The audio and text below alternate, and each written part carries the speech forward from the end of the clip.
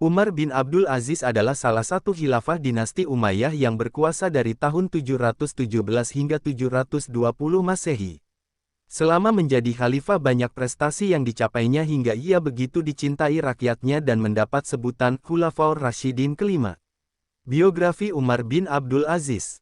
Umar bin Abdul Aziz lahir di Madinah pada tanggal 2 November tahun 682 Masehi atau 26 Safar 63 Hijriyah.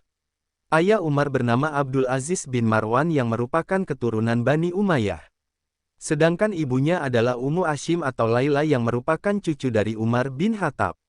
Laila adalah cucu Umar bin Khattab yang bernama Hashim bin Umar.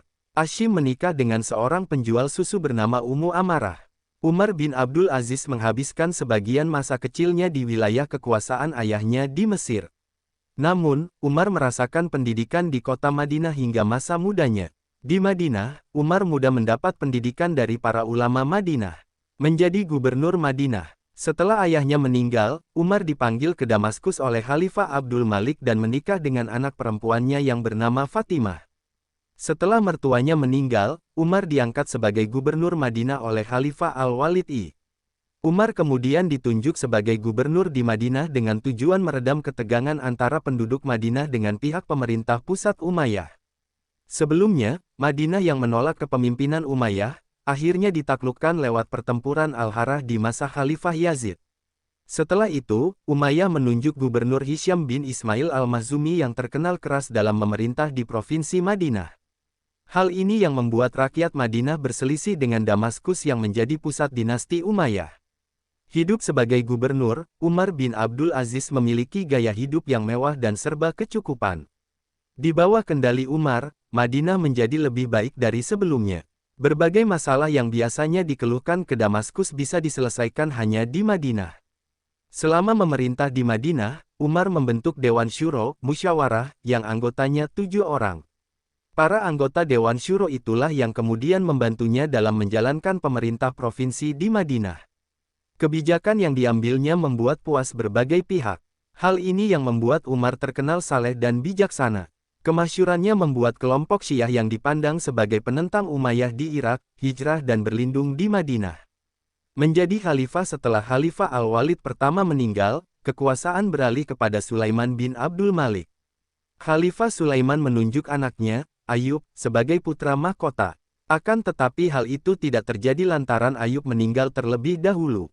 Khalifah Sulaiman sebenarnya memiliki putra lain bernama Daud untuk menjadi putra mahkota. Namun hal ini tidak ia lakukan karena Daud masih dalam peperangan di Konstantinopel. Akhirnya Khalifah Sulaiman menunjuk saudaranya Umar bin Abdul Aziz sebagai calon khalifah penggantinya. Penunjukan Umar merupakan wasiat Khalifah Sulaiman yang dirahasiakan. Namun sebelumnya para kerabat kerajaan terlebih dahulu dibayat dan bersumpah untuk tunduk terhadap wasiat Khalifah Sulaiman ini. Saat kematian Khalifah Sulaiman, rakyat menunggu pengumuman di masjid siapa yang akan menjadi khalifah setelahnya. Begitu diumumkan bahwa Umar bin Abdul Aziz akan menjadi khalifah dinasti Umayyah, rakyat yang mendengar tampak gembira kecuali Umar. Umar nampaknya tidak ingin menjadi khalifah dan meminta rakyat untuk memilih khalifah terbaik versi mereka. Namun, pengalaman saat menjadi gubernur Madinah membuat seluruh rakyat menginginkannya sebagai khalifah. Setelah menerima jabatannya sebagai khalifah, Umar tidak mau untuk menggunakan fasilitas negara yang mewah. Umar juga tidak menggunakan fasilitas negara untuk kepentingan pribadi dan keluarganya. Kebijakan Khalifah Umar bin Abdul Aziz. Begitu Umar menjabat sebagai khalifah, ia melakukan berbagai pembaharuan di berbagai sektor. Salah satunya di bidang pendidikan. Umar yang terkenal saleh dan dekat dengan ulama memberikan tunjangan kepada para guru dan mendorong pendidikan supaya lebih baik. Melalui kepribadiannya yang saleh Umar melakukan perombakan dengan memperketat larangan minuman keras, pemberian dispensasi zakat yang adil, dan menghapus pemandian umum campur laki-laki dan perempuan. Umar juga memperhatikan wilayahnya di luar Persia, seperti di Khorasan dan Afrika Utara. Ia memerintahkan untuk pembangunan di wilayah itu, seperti jalan, kanal, dan klinik kesehatan. Umar juga membuat berbagai kebijakan dalam pemerintahannya seperti melarang pejabat negara berbisnis, dan melarang pekerja dipekerjakan tanpa bayaran. Tanah gembala dan cagar alam yang diperuntukkan bagi pejabat negara dibagi rata dengan tujuan budidaya. Ia mendesak pejabat negara untuk mendengarkan keluhan rakyatnya. Apabila ada rakyat yang melihat pejabat negara tidak memperlakukan rakyat sebagaimana mestinya, Umar minta itu dilaporkan dan sang pelapor akan diberikan hadiah. Di bidang pajak, Khalifah Umar membebaskan pajak jizyah bagi mualaf. Sebelumnya, pajak jizyah diberlakukan bagi non-muslim. Selain itu, mereka yang mualaf juga tetap dikenakan pajak jizyah karena dianggap masuk Islam hanya untuk menghindari pajak. Selama pemerintahannya, Umar mengirim utusan ke Tiongkok dan Tibet untuk mengajak pemimpinnya memeluk Islam. Umar juga mengirim utusannya untuk mengajak raja-raja di India memeluk Islam. Di masa Umar inilah Islam menjadi kuat dan diterima di sebagian besar wilayah yang sebelumnya minoritas Islam dan bahkan ada yang belum mengenal Islam sama sekali.